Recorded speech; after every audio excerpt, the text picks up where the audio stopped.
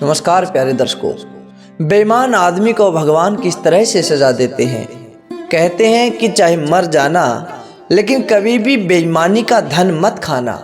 बेईमान आदमी का कोई ठिकाना नहीं होता, उसका सब कुछ लूट जाता है। लोभ के कारण मनुष्य बेईमानी तो कर देता है, लेकिन बेईमानी का फल जो होता है वो बड़ा ही खतरनाक होता है। मनुष्य उसे भुगत नहीं पाता, उस फल को सहन नहीं कर पाता। भगवान सबको देखता है। जो लोग बेईमानी का धन खाते हैं वे दूसरों के पापों को अपने सिर पर चढ़ाते हैं। प्यारे दर्शकों, आज की एक कहानी है एक अंधी औरत और बेईमान सेठ की। एक बार की बात है, किसी मंदिर के बाहर एक बूढ़ी औरत जो अंधी थी मंदिर के बाहर बैठकर भीख मांगा करती थी। उसका कोई भी सहारा नहीं था। ऊपर से भगवान ने उसे आंखों से अंधा कर दिया। बेचारी करती तो क्या करती, भीख मांगकर अपना गुजारा चलाती थी। एक झोपड़ी में रहती थी। पेट की आग को शांत करने के लिए मंदिर के बाहर बैठ जाया करती और जो भी श्रद्धालु मंदिर में दर्शन के लिए आते, जो दयावान लोग होते थे, उस लाचार औरत पर तरस खाकर उसे 10-20 रुपए दे जाते थे। वो अंधी औरत उन्हें खूब दुआएं देती थी। सुबह से शाम तक जितने भी पैसे इकट्ठे हो जाते उन्हें लेकर वह अपनी झोपड़ी में चली जाती। जैसे भी उनका हिसाब बनता उसी से अपना गुजारा चला लेती थी और भगवान का धन्यवाद दिया करती थी कि हे मालिक, हे ईश्वर, तू सबका ख्याल रखता है, यही तेरी खासियत है। उस अंधी बुढ़िया का रोज का यही काम था। उसकी उंगली पकड़कर उसे चलाने वाला कोई नहीं था। अपना डंडा टेकती हुई मंदिर में पहुंच जाती और मंदिर से झोपड़ी तक उससे कोई बातें करने वाला भी नहीं था। सहारा तो बहुत दूर की बात है। कहते हैं कि भगवान को सबकी चिंता है। जब भगवान ने मुंह बनाया तो उसका निवाला भी कहीं ना कहीं जरूर बनाया होता है। भगवान भूखा जगाता है किंतु भूखा सुलाता नहीं। प्यारे दर्शकों, धीरे धीरे वक्त गुजरता चला गया। अंधी बुढ़िया भी अकेले रहकर अपने जीवन को व्यतीत कर रही थी, किंतु एक दिन ऐसा हुआ कि जिससे उसकी जीने की उम्मीद बढ़ गई। जिंदगी का एक ऐसा मोड़ आया, एक नई आस उत्पन्न हुई। भगवान ने उसके पास 2 आंखें भेज दी। दरअसल वो एक दिन अपनी झोपड़ी में बैठी हुई थी। एक छोटा सा लड़का खेलता हुआ उसके पास आता है और उस अंधी औरत से, उस बुढ़िया से लिपट जाता है। अब वो तो उसे जानती भी नहीं कि ये बच्चा किसका है और न ही उसने ये जानने का प्रयास किया। जब वो बालक उसके पास आ गया तो वह उसको टटोलती हुई उसका मस्तक चूमने लगी, उससे प्यार करने लगी। वह बालक से इस तरह से प्रेम करने लगी कि जैसे वो उसकी सगी माँ हो। उसने बहुत चिल्लाया कि यह बच्चा किसका है, यह मेरे पास आ गया, किंतु किसी का कोई जवाब नहीं मिला। पूरा दिन यही इंतजार करती रही कि इसके माँ बाप आएंगे, इसके माता पिता आएंगे और इस बच्चे को ले जाएंगे। किंतु सुबह से शाम हो गई, उस लड़के के जान पहचान का कोई भी नहीं आया। वह लड़का पूरा दिन उस अंधी औरत के साथ ही रहा। अब वह हर रोज उस लड़के को अपने पास रखने लग गई। वो लड़का भी उसी के पास रहने लग गया। अंधी माँ सुबह उसको खिला पिलाकर मंदिर में चली जाती। वह लड़का पूरे दिन उस औरत की झोपड़ी के बाहर खेलता रहता। शाम को जब लौट कर आती तो बच्चा उसकी गोद में आकर खेलने लग जाता और वह उसकी भांति उसे गोद में बैठाकर खूब प्यार करती थी। उसके मस्तक को चूमती थी, उसके बालों को सहलाती थी। जो कुछ भी खाने का सामान होता उसे बड़े प्यार से खिलाती। इसी तरह बालक को उसके साथ रहते रहते कुछ वर्ष बीत गए। पड़ोस वालों ने उसे हमेशा अकेले खेलते हुए देखा था।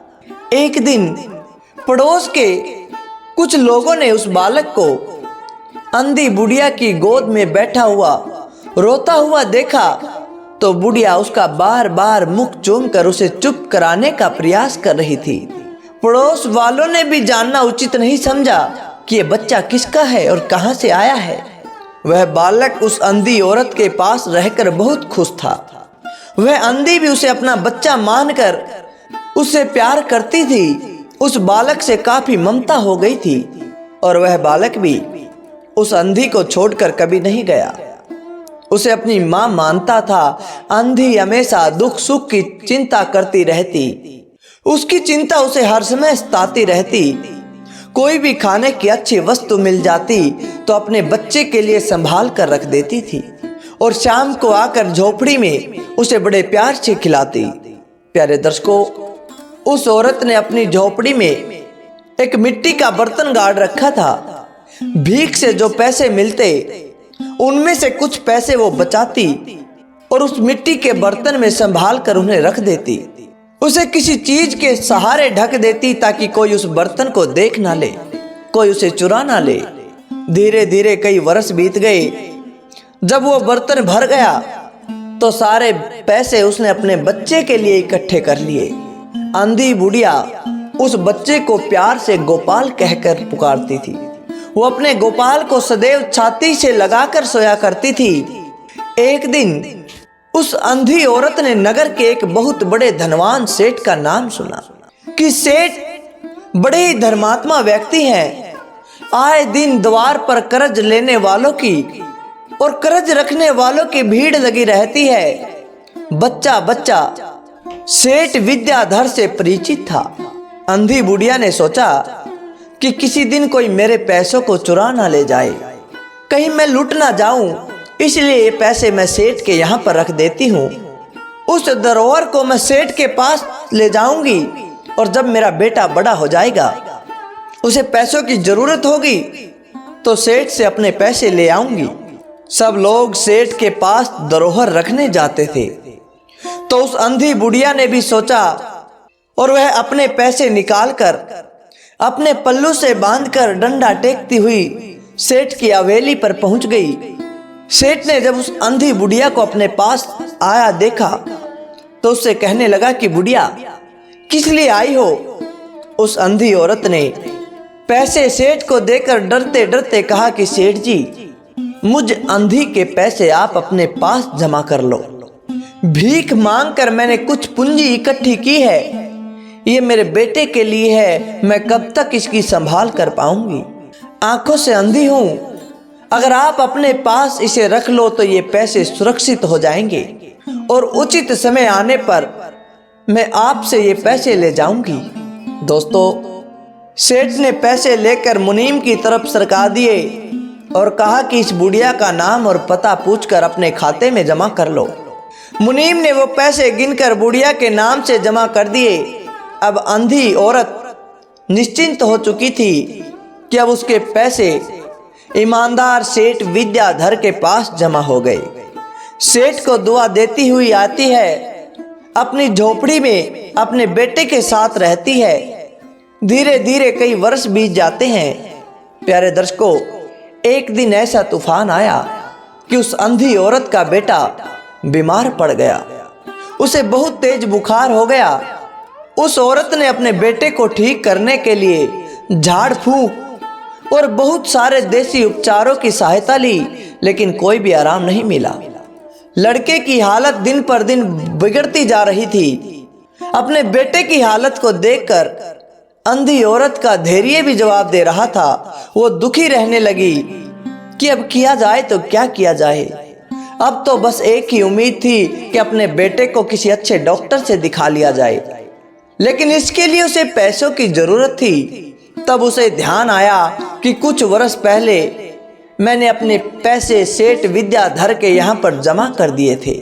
बेचारी अंधी औरत अपने बीमार बेटे को झोपड़ी में छोड़कर गिरती पड़ती जैसे तैसे करके सेठ की हवेली पर पहुंची। अब सेठ ने उस अंधी को देखकर पहचान तो लिया।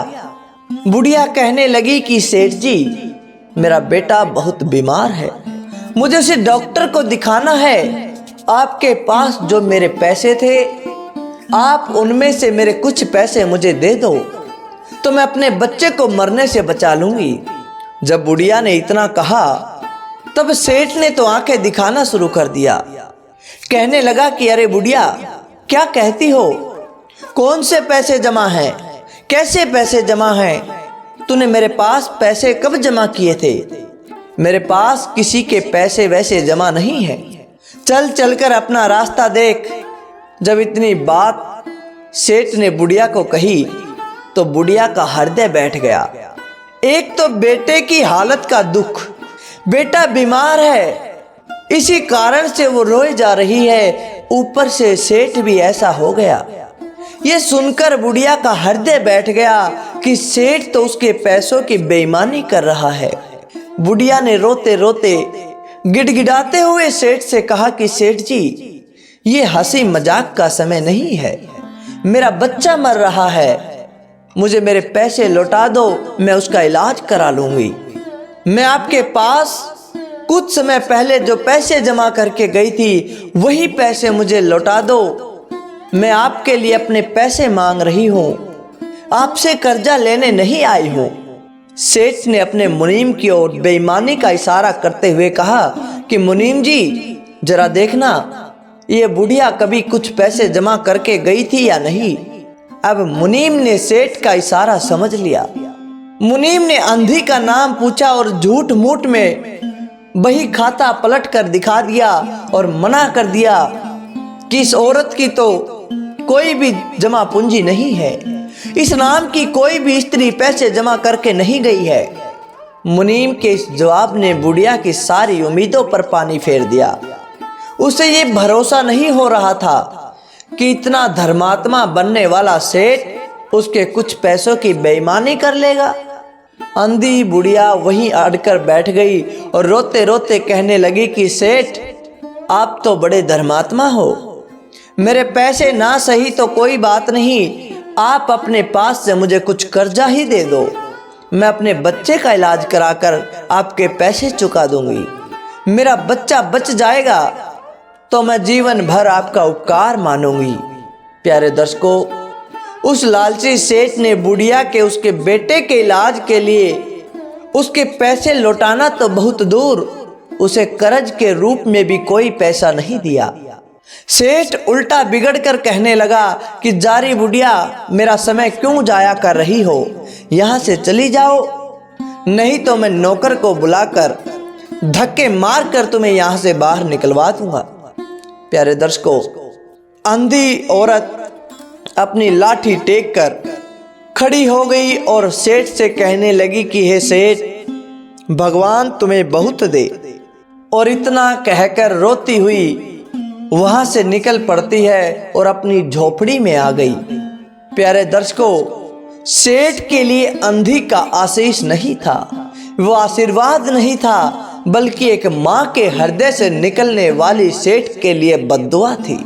भगवान ऐसे लोगों को कभी भी माफ नहीं करता, बल्कि उन्हें एक दिन खून के आंसू रुलाता है। अंधी अपने बीमार बेटे गोपाल के पास लौट आई और पैसे ना मिलने के कारण उसका इलाज नहीं हो सका। उसकी हालत बिगड़ती जा रही थी। ऐसा लग रहा था कि जैसे उसके शरीर को छोड़कर उसके प्राण जाने वाले हैं। अंधे की कौन सुनने वाला था? यही हालत उस बेचारी बुढ़िया के साथ भी हो गई। उस बेचारी अंधी औरत की निराशा बढ़ती जा रही थी। उसे सेठ पर गुस्सा आ रहा था, मगर कोसने के अलावा वो दुखियारी कर भी क्या सकती थी। सोच रही थी कि इतना धनी आदमी है, कुछ रुपए दे देता तो क्या बिगड़ जाता, और मैं अपने बेटे को डॉक्टर को दिखा लेती।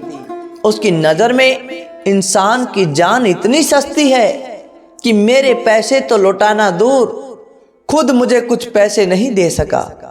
अगर मेरे बेटे की जगह उसका बेटा होता तो वो करोड़ों रुपयों में भी आग लगा देता। नाम का धर्मात्मा बना फिरता है, भिखारियों की भीख तक हजम कर गया, पापी कहीं का।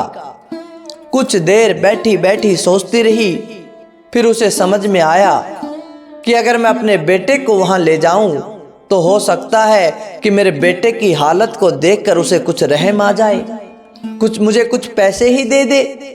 यही सोचकर वो अंधी दुखियारी माँ अपने बेटे गोपाल को लेकर गिरती हुई ठोकरें खाती हुई सेठ की उस हवेली पर पहुंच गई और उसके द्वार पर जाकर बैठकर रोने लग गई। बच्चे को गोद में लेकर वह रोए जा रही थी। बच्चा बुखार में बुरी तरह भभक रहा था। उस अंधी माँ का कलेजा फट गया। सेठ का एक नौकर किसी काम से बाहर आया और उस अंधी बुढ़िया को रोता हुआ देखा तो यह खबर उसने हवेली के अंदर सेठ को पहुंचाई। सेठ ने नौकर से कहा कि बुढ़िया तो पागल है, उसे यहाँ से धक्के मार कर निकाल दो। अब नौकर तो सेठ के हुक्म का गुलाम था। उसने उस अंधी को जाकर धमकाया, वहां से चले जाने को कहा, मगर उस अंधी बुढ़िया ने उसे कोई बात नहीं सुनी। नौकर ने बहुत धमकाया मगर वह फिर भी वहां से नहीं हिली। नौकर थक हार कर सेठ के पास वापस लौट कर आ गया। कहने लगा कि हुजूर, वह बुढ़िया यहाँ से जाने का नाम नहीं ले रही, पत्थर बन के बैठ गई है, अब आप ही जाकर देखो। अब नौकर की बात सुनकर तो सेठ गुस्से में लाल हो गया और बड़े जोश में दरवाजे पर पहुंचा। देखा कि बुढ़िया की गोद में एक छोटा सा लड़का बेहोशी की हालत में लेटा हुआ है। बुखार से उसका शरीर तप रहा है। अब जब लड़के की शक्ल को सेठ ने देखा तो सेठ के नीचे की जमीन खिसक गई। सेठ एकदम से आश्चर्य से भर गया क्योंकि बुढ़िया के बेटे की शक्ल उसके बेटे से मिल रही थी जो 8 साल पहले एक मेले में खो गया था। सेठ ने उसे बहुत खोजा लेकिन उसका पता नहीं चल सका था। उसे याद आया कि उसके बेटे की पीठ पर एक जले हुए चोट का निशान है, तो उसने बालक की शर्ट को हटाया तो पीठ पर वही जला हुआ एक बड़ा सा निशान दिखाई दिया। सेठ को देखकर यकीन हो गया कि यह लड़का उसी का है। सेठ के चेहरे से पसीना आ गया, जुबान लड़खड़ाने लगी और वह अपनी पत्नी को आवाज लगाने लगा कि सुनती हो, अरे ओ भाग्यवान, देखो हमारा बेटा मिल गया। सेठ का मुंह उस समय देखने लायक था। उसने अंधी की गोद से बालक को उठाकर अपनी छाती से लगा लिया। उसकी पत्नी घर के अंदर से दौड़ती हुई चिल्लाती हुई आई और बेटे को देखकर उससे लिपट गई। बच्चे का शरीर बुखार से तप रहा था।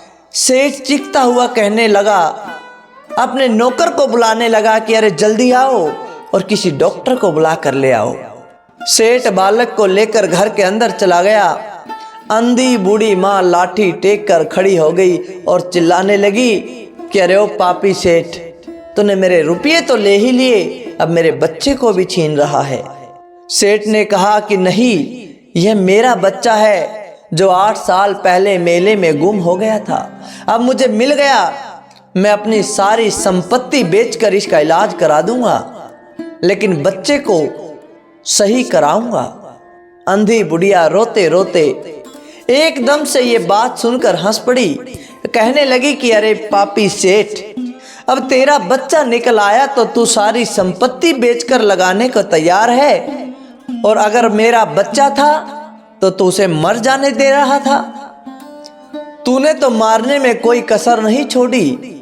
मुझसे पूछ, मैंने इतने वर्षों तक इसे कैसे पाला है और आज तू मुझसे छीन रहा है। प्यारे दर्शकों, इधर सेठ का बुरा हाल हो गया कि उसका बेटा बुखार में तप रहा है। उससे कुछ करते नहीं बन रहा था, ना कुछ बोल पा रहा था।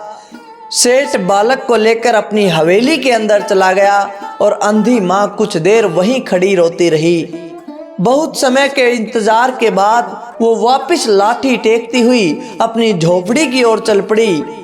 उसे अब अपने बच्चे के ठीक होने की उम्मीद दिखाई दे रही थी, पर बेटे से दूर होने का गम भी उसे खा रहा था। उधर सेठ अपने बच्चे का इलाज बड़े डॉक्टरों से करवा रहा। दवाई का असर होते ही उस लड़के का बुखार तो उतर गया, उसकी हालत में काफी सुधार भी हो गया। किंतु जब उसकी आंख खुली तो वह चारों तरफ देखता है और अपनी माँ को पुकारने लगता है।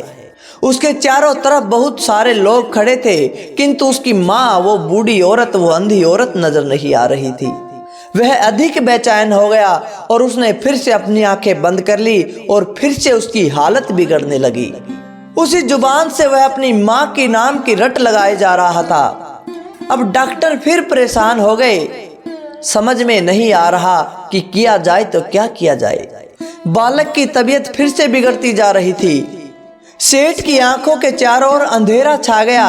सोचने लगा कि मेरा बच्चा है, इतने दिनों के बाद मिला है और वह भी इस हालत में। सेठ को लगने लगा कि उस बूढ़ी औरत के बिना, उस अंधी औरत के बिना मेरा बेटा ठीक नहीं हो सकेगा। उसने फौरन गाड़ी तैयार करवाई और शहर से बाहर उस बुढ़िया की झोपड़ी में जा पहुंचा।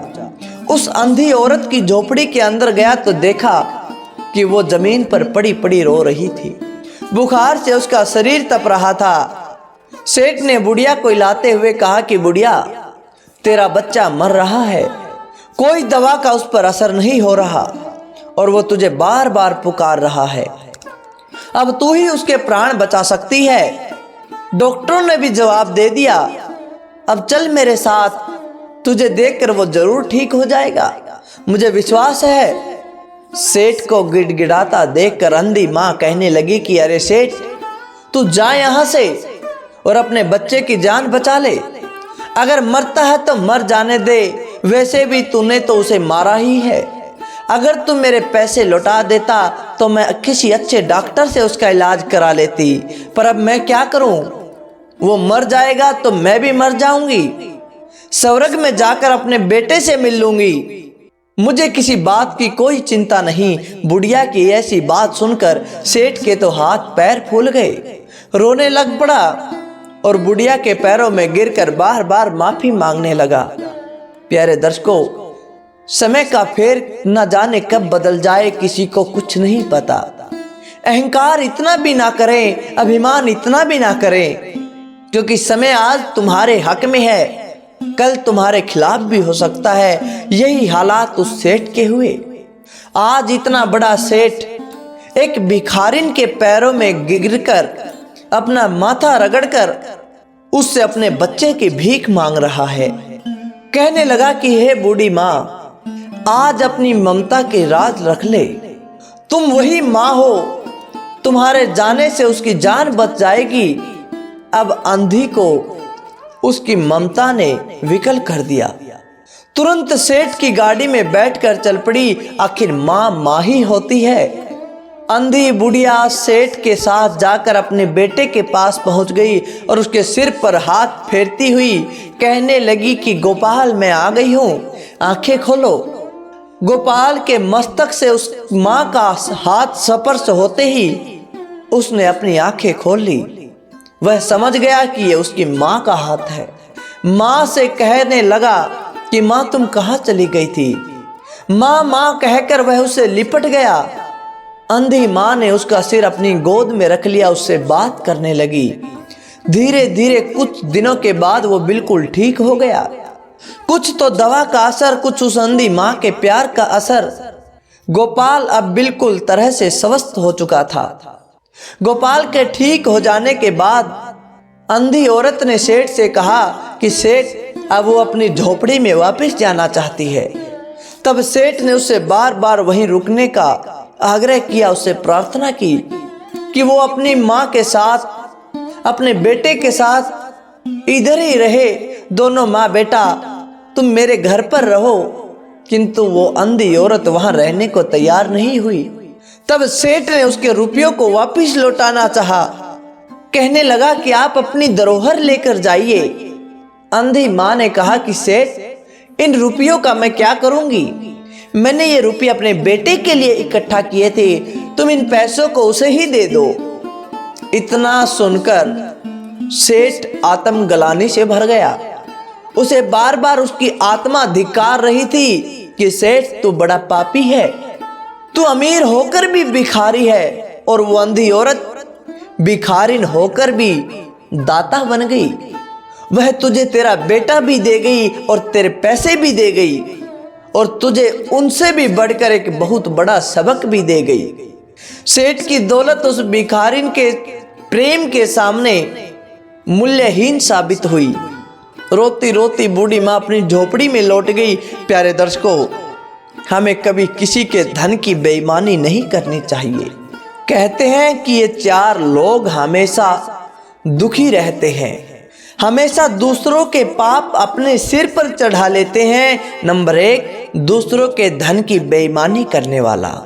नंबर 2, अधर्मियों की, पापियों की मदद करने वाला। नंबर 3, पापी के घर का अन्न खाने वाला। और नंबर 4, दूसरों के घर में फूट डालने वाला, उन्हें लड़ाने वाला, उनकी हत्या कराने वाला। ये चारों हमेशा दुखी रहते हैं, हमेशा दूसरों के पाप का बोझ अपने सिर पर उठाकर चलते हैं। इनकी जिंदगी नरक जैसी बन जाती है, खुद की नजरों में ये गिर जाते हैं। तो प्यारे दर्शकों, कभी भी दूसरे के धन पर, कभी भी दूसरों की दौलत पर अपनी नजर नहीं रखनी चाहिए। मेहनत की कमाई करके जो भी आपको परमात्मा देता है वही आपके लिए सुखकारी है, वही आपकी जिंदगी में शांति बनाए रखने वाली है। अगर आपकी नज़र दूसरों के धन पर है, बेईमानी की दौलत पर है, तो आपकी जिंदगी शांति में नहीं हो सकेगी। आपका जीवन क्लेश से भर जाएगा, आपको अपने कर्मों पर ही पछतावा होने लगेगा। तो प्यारे दोस्तों, कैसी लगी आपको ये कहानी?